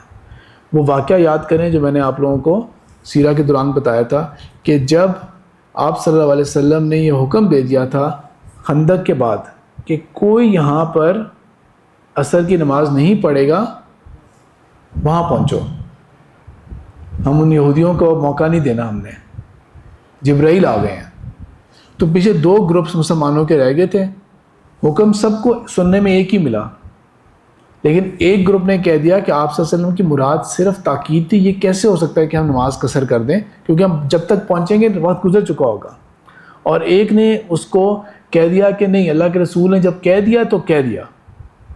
ایک ہی حدیث، یہ بہت بڑا واقعہ ہے، اور اللہ کا شکر ہے کہ یہ حدیث کی کتابوں میں واقعہ ہے، صرف یہ نہیں کہ ہاں کوئی تاریخ کی کتاب میں کہیں پڑھا ہوا ہے، حدیث کی کتابوں میں یہ واقعہ ہے کہ جب یہ سچویشن بنی، دونوں نے اپنی اپنی مرضی کر لی، یہ ایک دوسرے کو نہ کافر دی کہا، نہ ایک دوسرے کے خلاف اس وقت صف بندی کھڑی کر دی، اور یہ کہہ دیا کہ تمہیں تو ہم چھوڑیں گے نہیں، آپ سے ان کے پاس جاتے ہیں تو دیکھتے ہیں کیا ہوتا ہے تمہارا، تم لوگ تو گمراہ ہو گئے جہنم۔ کسی نے دونوں نے ایک دوسرے کو اپنی اپنی مرضی کرنے دی کہ دلیل کی بنیاد پہ کر رہے ہیں نا، مسئلہ صرف انٹرپریٹیشن کا ہے۔ لیکن جب بالآخر آپ صلی اللہ علیہ وسلم کے پاس پہنچتے ہیں تو آپ صلی اللہ علیہ وسلم کیا کہتے ہیں؟ تم دونوں حق پر ہو، تم دونوں ہی حق پر ہو۔ اور ہمارا تقریباً سارا گھوم پھر کے جو اختلاف ہے نا، وہ ہوتا ہے گھوم پھر کے انٹرپریٹیشن کے اوپر ہے۔ دلیل کی بنیاد کے اوپر ہے تو دوسرے کو آپ کرنے دیں، اگر دلیل کی بنیاد پہ نہیں ہے، صرف اور صرف پہلے خود اچھی طرح تحقیق کر لیں، کہ آپ کا جو رائے ہے وہ ٹھیک ہے بھی کہ نہیں، اور اگر آپ کی رائے ٹھیک ہے، صرف اور صرف سمجھانے کی کوشش کریں، کفر نہ اس کے اوپر فتویٰ دیں، کیونکہ یہ بھی اللہ کے رسول صلی اللہ علیہ وسلم نے فرمایا ہے، صحیح بخاری کی ہی حدیث ہے کہ جب کوئی مسلمان دوسرے مسلمان کو کافر کہتا ہے تو ان دونوں میں سے کوئی ایک پھر کافر ہو جاتا ہے۔ جب ایک مسلمان دوسرے کو کافر کہتا ہے، دوسرے مسلمان کو، تو ان دونوں میں سے کوئی ایک پھر ہو جاتا ہے، یا تو اس نے ٹھیک کہا تو وہ کافر تھا، یا وہ غلط تھا تو اسی کے اوپر وبال واپس آئے گا اور اللہ اس کو کافروں میں ڈال دے گا۔ اتنا بڑا رسک میں تو سوچنا بھی نہ چاہوں گا، اتنا بڑا رسک آپ لینا چاہیں گے کیجولی کسی کو کہہ دیں کافر، اور بعد میں جا کے قیامت والے دن یہ سچویشن بنے کہ میرے سارے سجدے، میری نمازیں، میرا سب کچھ غرق ہوا کیونکہ میں کسی اور مسلمان بھائی کلمہ گو کو کافر کا فتویٰ دے کے بیٹھا ہوا تھا یا سمجھ کے بیٹھا ہوا تھا اسے۔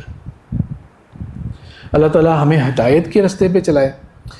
جو فتنوں کے دور ہیں جن کے اندر زیادہ کنفیوژن ہوتی ہے، اسی کے اندر اللہ تعالیٰ ہمیں اتنی ہی ہدایت دے، ہم ہدایت دینے والے لینے والے بن جائیں انشاءاللہ اللہ کے فضل سے۔ اور جو لوگ گمراہ ہیں، جتنے بھی لوگ ہیں، اللہ تعالیٰ سب کو ہدایت کے راستے پہ چلائے، مسلمانوں کو متحد کرے، اور اللہ تعالیٰ ہم سب کو رسول پاک صلی اللہ علیہ وسلم کی شفاعت نصیب کرے۔ سبحانک اللہم و بحمدک، نشہد ان لا الہ الا انت، نستغفرک و نتوب الیک۔